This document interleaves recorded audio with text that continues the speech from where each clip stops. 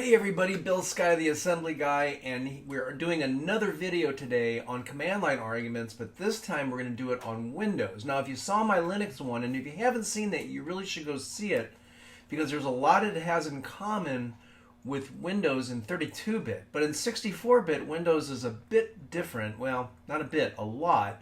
And you've got to write a lot more code to do it, but we're going to do that here. I'm not going to actually write all of the code, but I'm going to show it to you so you can, pause this video, look at the code, type it in yourself. Some of you have asked me if I would post my code on my YouTube. I don't like to do that, and the reason I don't like to do that is not because of copyright reasons, because I'm trying to make money. It's because you become a better programmer by simply the act of typing things in. I have found, and also I have seen in some medical research or scientific research, that you actually use more parts of your brain if you, instead of just copying and pasting, you actually type it in. Even if you look at it, it's not as much. But as soon as you start using your fingers and you type it in, you're going to get more out of the effort. You're going to get more out of the code. You're going to understand it better. So what we're going to do is we're going to go ahead and I'm going to show you how to get the information from Windows, and I'm going to show you a couple of functions that I wrote to actually do this. And I figured this out the day that I did my Linux video. And I asked all of you, I challenged all of you to come up with a solution. I figured it out, but it ain't easy. So let's get right to the code. So I'm going to start up a Visual Studio project, and I'm going to use the Komanetsky functions. You can use your own template for assembler language. I've got videos on how to do that in this assembler language series. Or you can even use the Kip Irvine if you're using the x86 assembler language book that he wrote. I'm going to go ahead and create a project using the Komanetsky functions. And I'm actually going to add some of these functions that we're going to walk through. I'm going to actually add those to my Komanetsky library. I haven't gotten into it yet. And I'm going to do it as a 64-bit. Now, if you want to do it as an Irvine 64-bit, or if you want to do it as a 64-bit without any libraries, that's fine. That'll work. So I'm going to go ahead and do that. I'm going to call this ASM.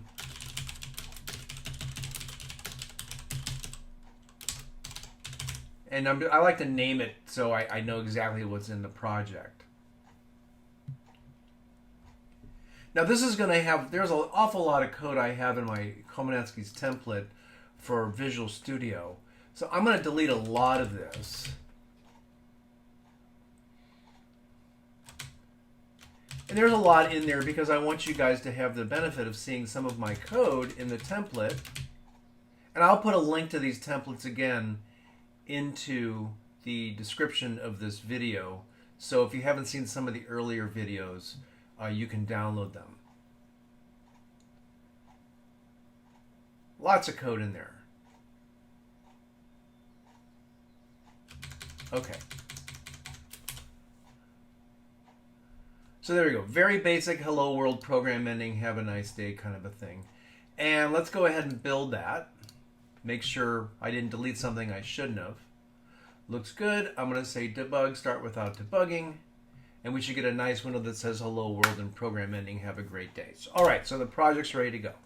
Now, in the Linux video, again, you should watch that video. But in the Linux video, you access the arguments via the stack. Now, that's just about every operating system. That's just about every language. All of these arguments are in the stack. Now, the actual arguments themselves aren't in the stack, but the address to the string where the argument can be found is in the stack. Again, you should take a look at that video if you haven't seen it yet. And that is very, very common. But in Windows, it's different. In Windows, they want you to actually execute a statement, a Win32 API statement, to get that information. Now, I haven't tried this in 32-bit, but it definitely requires it in 64-bit. So if I send arguments to a function or to a program, you're not going to see those arguments. Now, what I'm going to do is I'm going to go into, actually, I'm going to right-click on the project. I'm going to go to Properties, and I'm going to send it some arguments.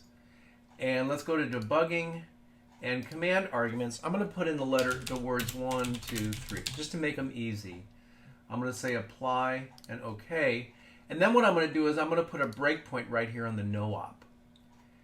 And I'm going to go ahead and start debugging. Now the reason I'm doing this is to show you that they're not in the stack. So the arguments should be somewhere in the stack, and normally they'll either be in well, let's actually go to the stack pointer. So here's our stack pointer. So one thing I like about the Visual Studio debugger is you can go in there and copy and paste from the registers. So I'm going to go into that RSP, and I'm going to paste the address that's in the RSP. RSP is the stack pointer. And you can see that there's no number 4. Because if you look at the Linux video, what happens is you get an argument count. It tells you how many arguments are there. And that's argc in C and C++, or you can name it anything you want. But it's the first thing that should be in the stack. And there's no, and these are simple bytes, there's no number 4. There's no number 3 even. There's no count of arguments. I don't see them anywhere. In fact, if I right click on this and I go to 8-byte integer, you still don't see them. So Windows doesn't do things the same as every other operating system on the planet. You have to call a Windows API. So there's no way to get to it. Now there might be, and I don't know what that is, but I've never been able to figure it out, and we have to use the Windows API to do that.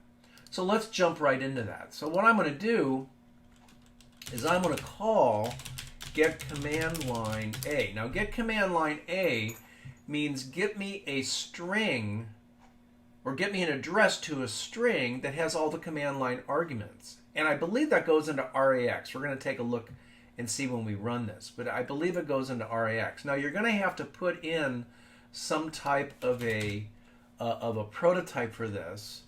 So I'm going to say get command line A proto. And that tells the compiler that it does exist and you'll get it via the link. So I'm going to save that. I'm going to build the solution again. And if you see it built just fine. So now I still have a breakpoint on my no-op, so I'm going to go ahead and start debugging. And we're still looking at this old address up here. I'm going to click on registers. Now, if you don't have registers or memory set up, go up to Debug, Windows, and you can see that you can select registers or you can select memory, and then you can actually get to the registers and you can also access the memory directly. All right, so here we are. Now I'm going to go ahead and put a breakpoint right here on the call to get command line A, and I'm going to press continue. Now I'm going to call get command line A, so I'm going to press step over, and you can see we have this right here.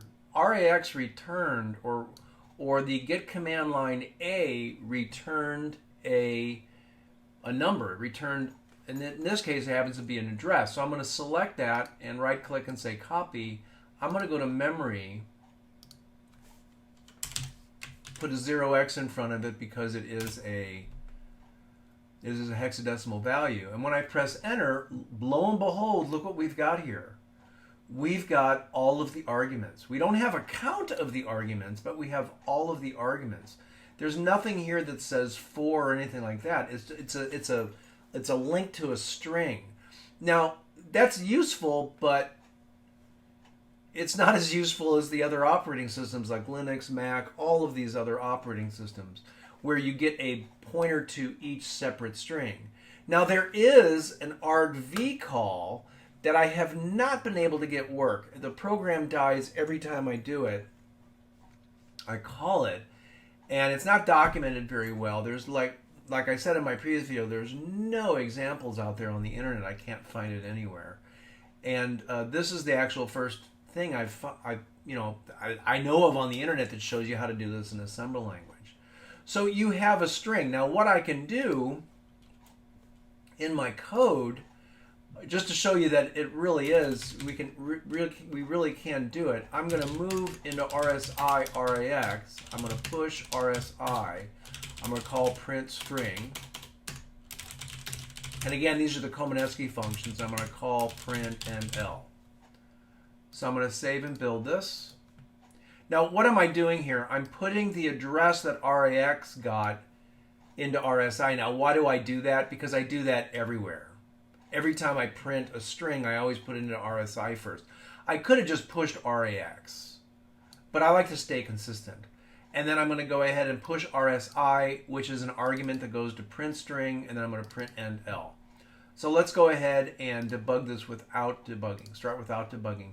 And you can see that here's our arguments. So it printed that string. It printed that argument string.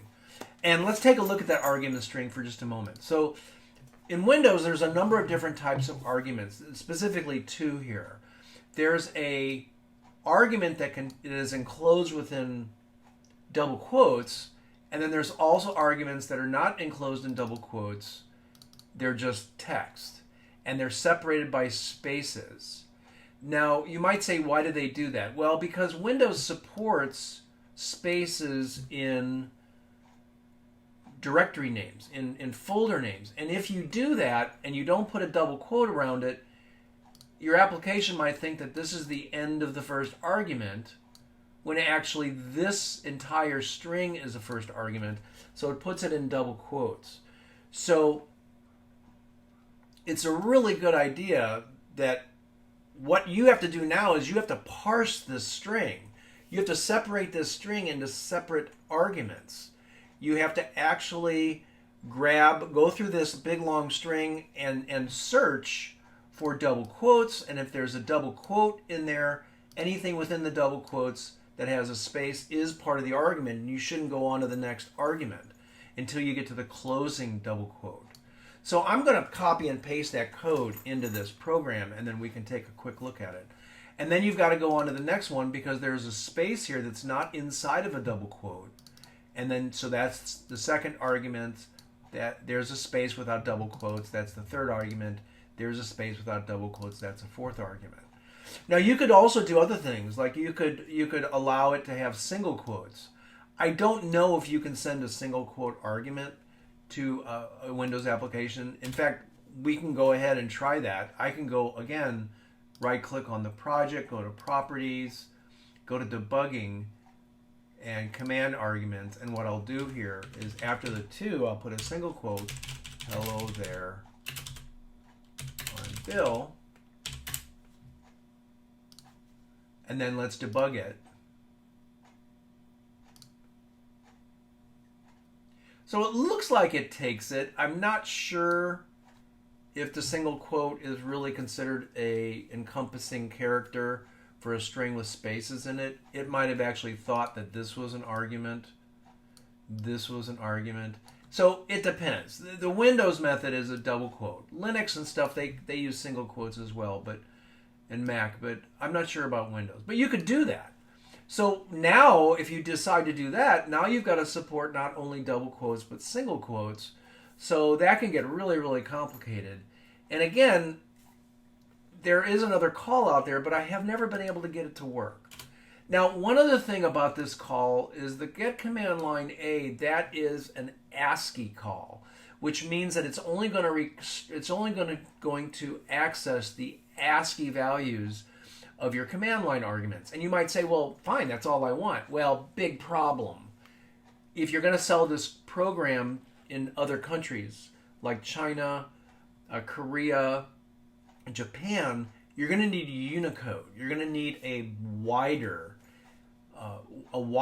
set of characters, and because those characters need to have more than just 128 possible combinations or 255 to represent all the beautiful parts of each part of that language.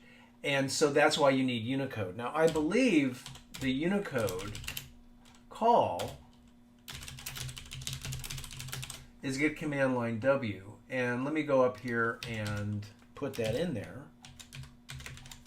We have to put it as a prototype because it's going to grab it from the... And let's take a look at the difference with that. So I'm going to go ahead and build that. Oh, what did I do wrong?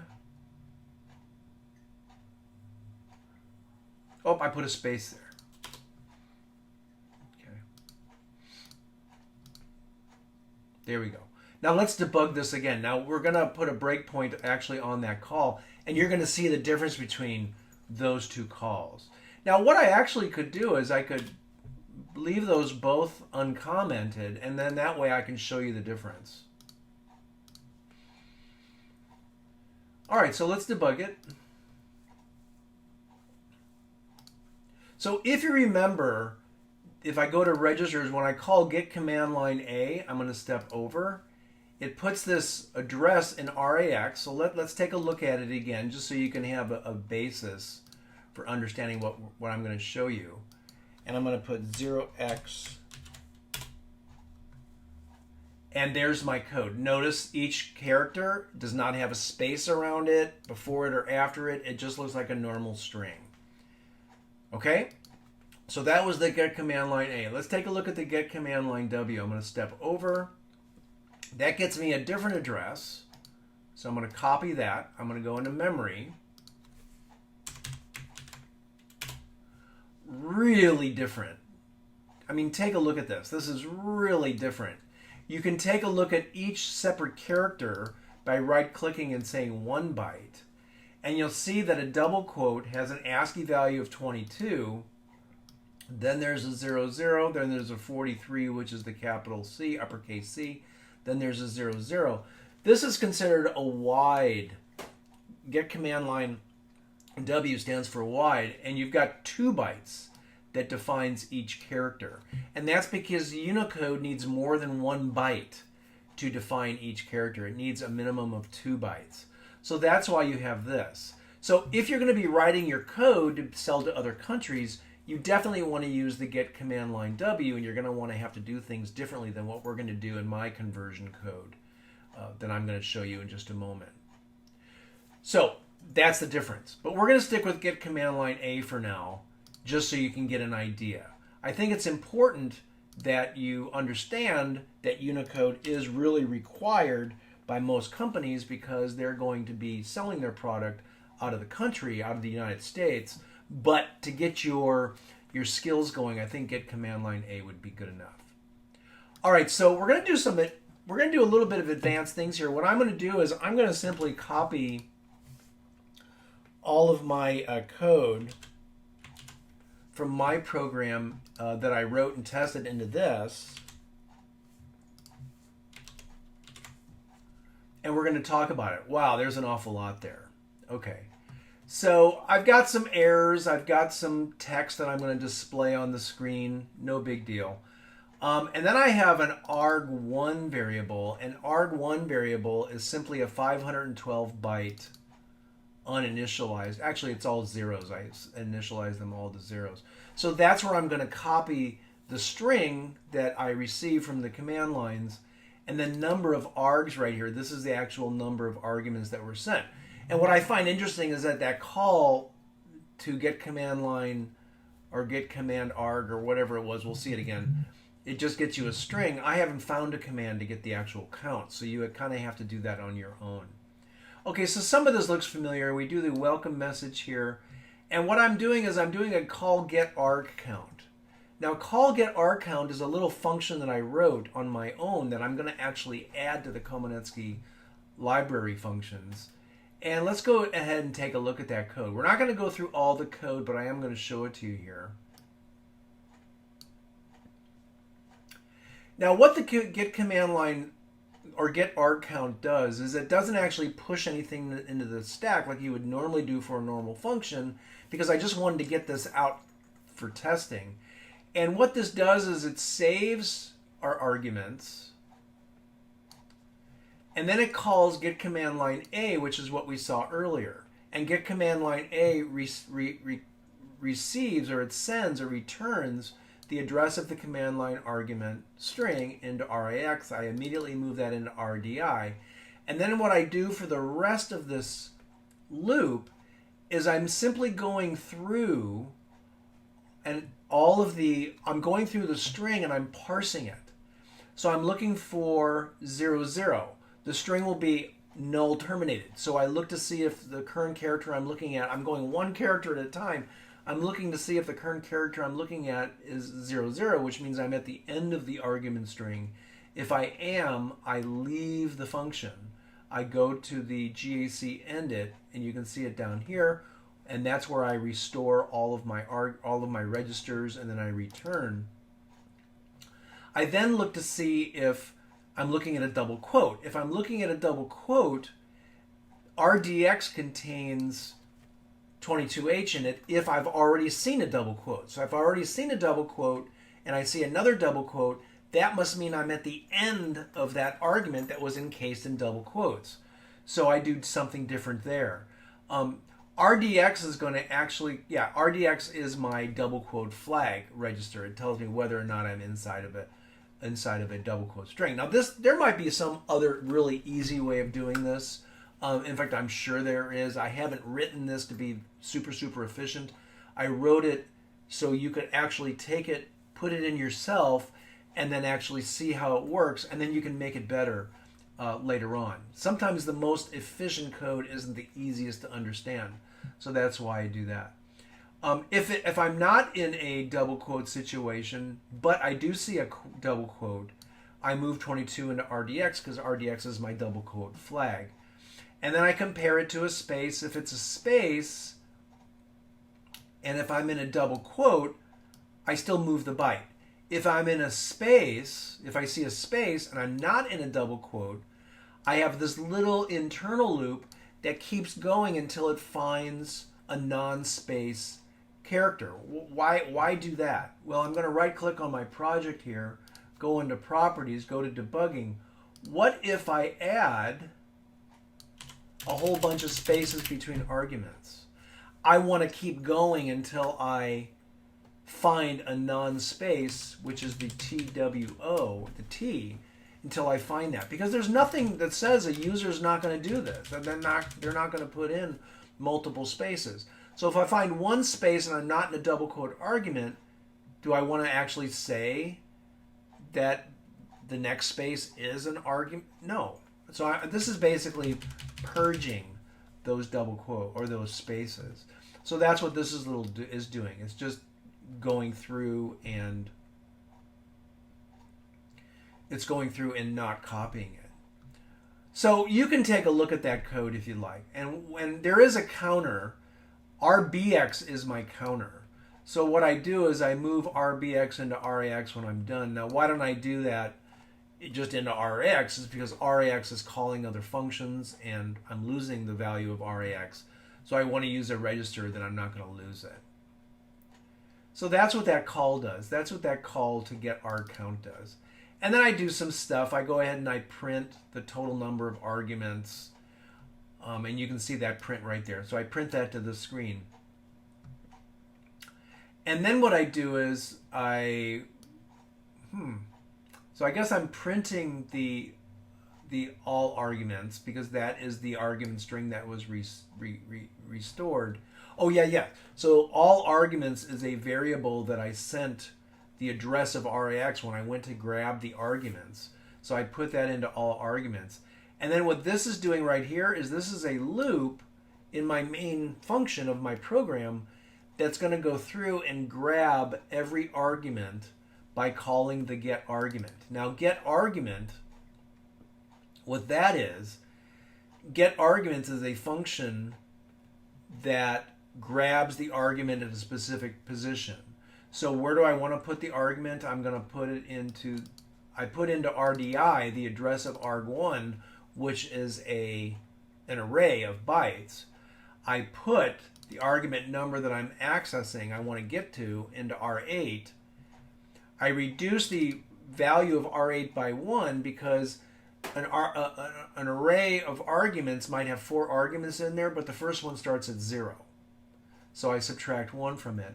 And then I call get argument function. Now the get argument function is something I wrote. It looks a lot like the get arg count. It basically does the same thing, but instead of counting the number of arguments in the string, it actually returns, or it copies that argument into the argument that I sent it, which is the arg1 argument. And I'm not going to go through all this code, but you can see there's a loop that looks a lot like it. There's an ignore spaces inner loop. There's a move byte set of code, which actually goes through and copies the byte in the argument string into our argument string that we sent it, and then it ends the program, or it ends the function. So that's really what this loop is doing. It's just going through and printing off every argument. So let's go ahead and build this.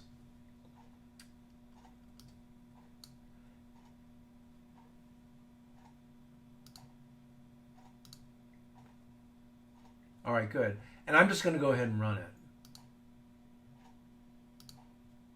Okay, so this is how this function is working, or this program is working. So it prints hello world, then it calls the get argument count function that I wrote, and it prints it to the screen after it prints a string. The total arguments is 4.